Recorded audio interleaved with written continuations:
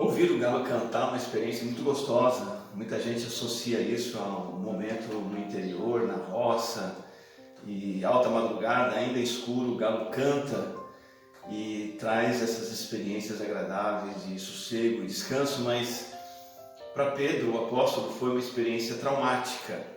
Alguém disse, na verdade, que Pedro, até o fim da vida dele, sempre que ouvia o galo cantar, chorava amargamente por se lembrar que ele negou a Cristo. Ele negou 3 vezes e assim o galo cantou, sinalizando seu pecado. Mas será?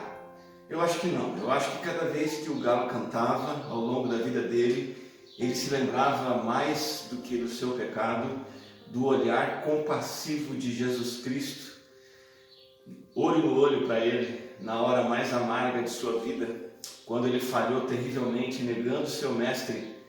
O evangelista diz que Pedro respondeu no momento em que ele foi questionado se conhecia Cristo. Ele disse: homem, não sei do que você está falando. E enquanto ele ainda falava, o galo cantou, e Lucas diz que o Senhor voltou-se para ele e olhou diretamente nos seus olhos.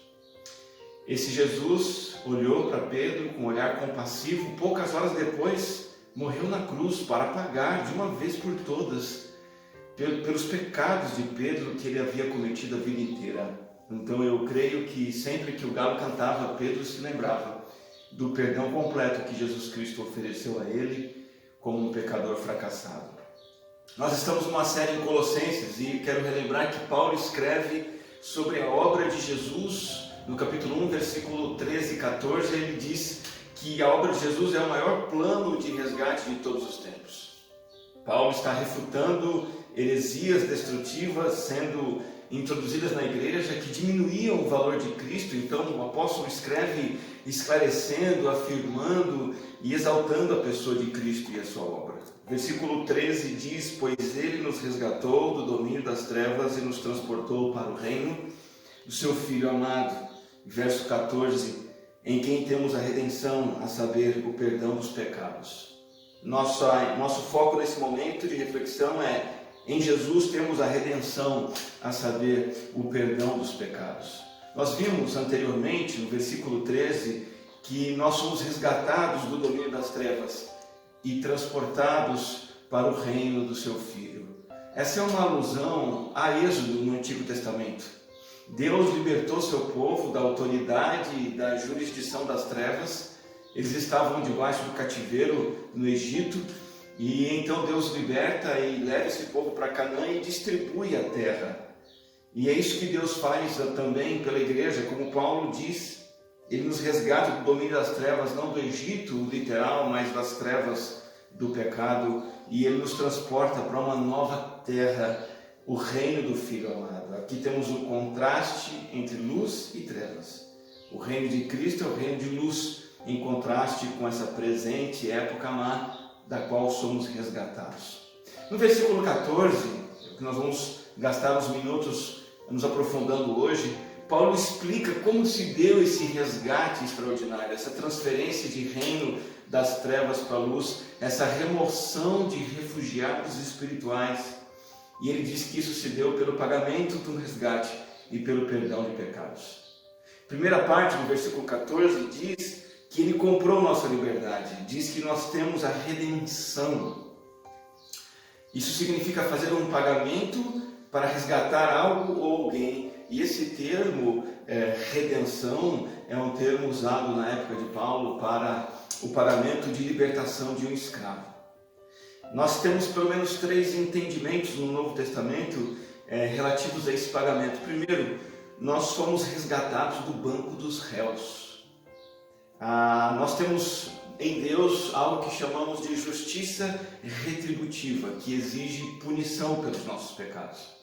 Isso é encontrado, por exemplo, em Romanos capítulo 3, quando Paulo diz: todos pecaram e estão destituídos da glória de Deus. Veja a justiça retributiva de Deus em ação. O pecado traz uma consequência que é sermos destituídos da sua presença, da sua glória. Isso é totalmente aplicado, esse pagamento, essa retribuição, essa exigência de justiça foi totalmente aplicada, não em nós, mas na pessoa de Jesus Cristo. Versículo 24, na sequência, diz: sendo justificados gratuitamente por sua graça, por meio da redenção que há em Cristo Jesus.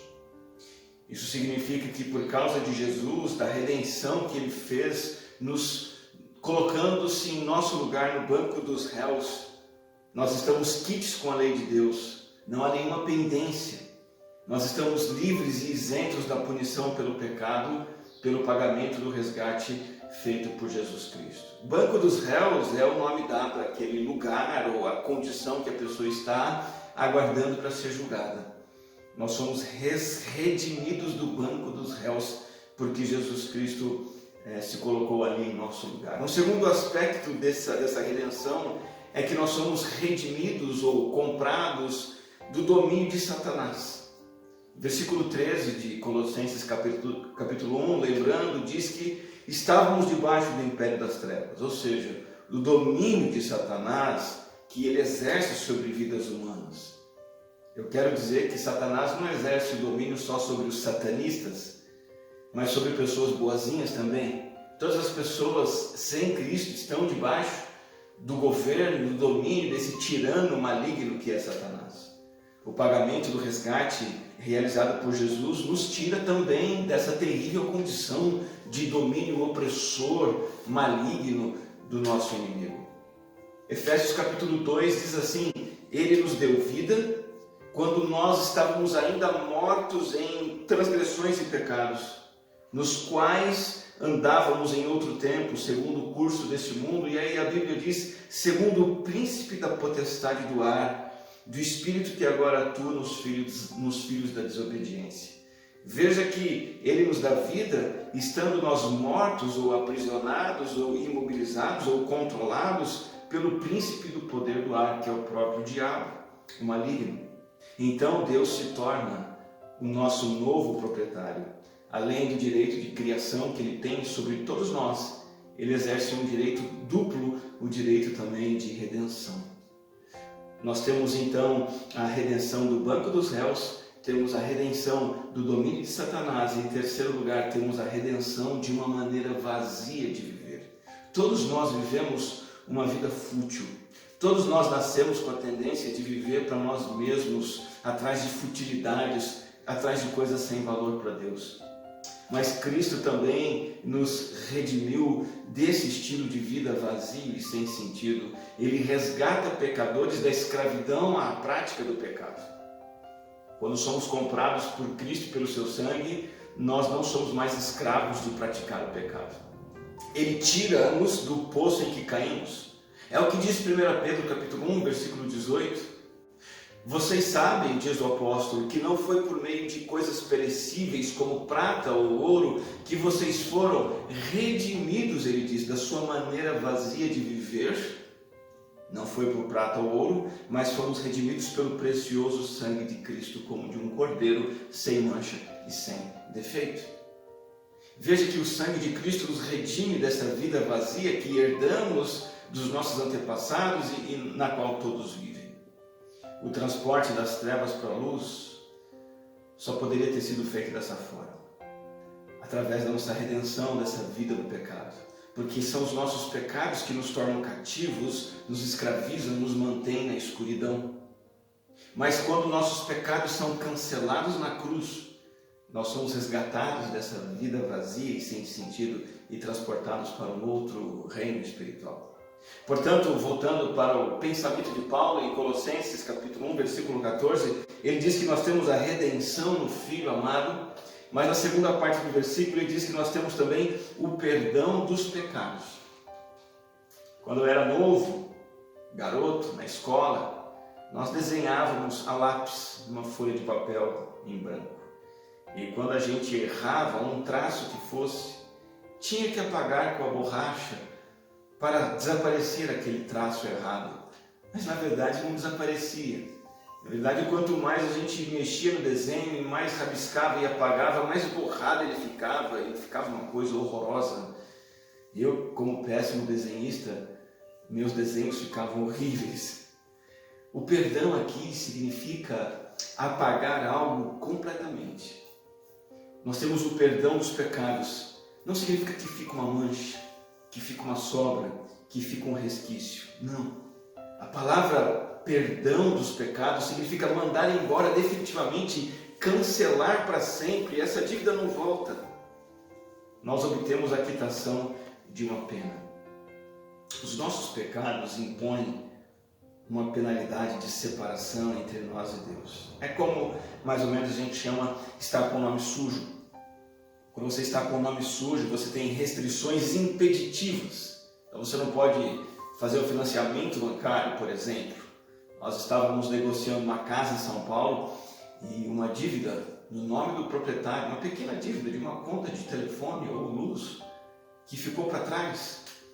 Ela estava impedindo que o financiamento fosse liberado. Aquela conta teve que ser paga. Assim é com Deus. Nós temos uma ficha criminal, somos pecadores, sim. Temos que admitir isso para que tenhamos nosso problema resolvido. E essa ficha criminal nos impede de termos uma vida espiritual, um relacionamento saudável com Deus. Essa ficha criminal é totalmente negativada. O acusador, quando o Satanás olha para a nossa vida, ele não encontra nada ali de que possa nos acusar e nos condenar. E o próprio Deus, como juiz, também não encontra mais acusação contra nós, desde que Cristo se torne o nosso perdoador. Ele concede então o privilégio de desfrutarmos de plena paz com Deus, plena comunhão com Ele e uns com os outros. Ele remove a barreira entre o pecador imundo e o Deus 3 vezes santo. Abre-se o caminho para o relacionamento com Deus. O réu condenado, aprisionado na cela do inferno, se torna um filho amado que tem lugar de honra na casa do Pai e à mesa do Pai. E ainda que ele erre, ele continua sendo filho. E isso, esse perdão, essa absolvição completa, é obtida tão somente por meio da fé.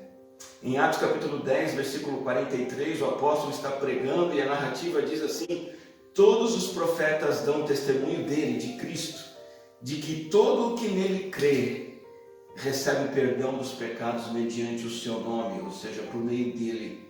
Quem crê em Jesus Cristo recebe a absolvição total dos seus pecados. Em decorrência disso, o próprio sentimento de culpa, esse peso esmagador que assola o ser humano sem ao menos ele saber do que se trata, esse peso é aliviado pelo perdão de Deus. Eu tenho nesse mês de setembro de 2020 algumas contas pagas e algumas contas em aberto. As contas que eu já paguei, elas não me incomodam. Na verdade, eu nem me lembro delas. Já até rasguei e joguei fora. Já tenho a quitação delas garantida. Mas as contas em aberto, eu penso nelas todo dia. Eu fico pensando como que eu vou pagar, eu preciso pagar, não posso esquecer de pagar, eu tenho essa dívida. O pastor Rick Warren escreveu e disse assim: se Deus esquece um pecado, no momento em que você o confessa, você não acha que você deveria esquecê-lo também? Deus em Cristo absolve todos os nossos pecados. Por que nós vamos ficar olhando para os nossos pecados e lamentando o fato de sermos pecadores e carregarmos esse peso de culpa que Jesus Cristo já tomou sobre si na cruz? Por que é que todas as vezes que ouvimos o galo cantar, nós vamos nos lembrar das nossas faltas e carregar esse peso em nossos ombros, sendo que na verdade o cantar do galo, como para Pedro, deve nos lembrar do olhar misericordioso e compassivo de Cristo, que levou Pedro a se quebrantar, chorar amargamente, entender que seus pecados foram perdoados por Jesus e que aí sim ele teria uma vida nova. O que nós estamos encontrando em Colossenses então é um relato da obra excepcional de Cristo.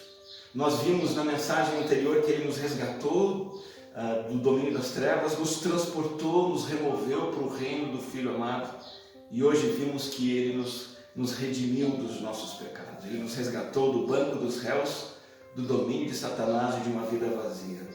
E ele também nos redimiu, nos perdoou dos nossos pecados.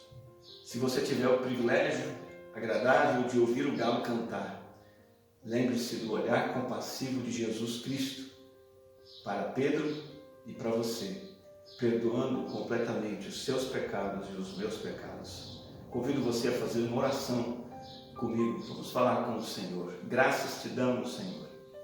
porque embora o peso dos nossos pecados seja esmagador, o peso da glória e da graça do Senhor em Cristo Jesus é ainda maior e remove toda a nossa culpa e nos garante pleno perdão e absolvição por aquilo que o Teu Filho fez por nós.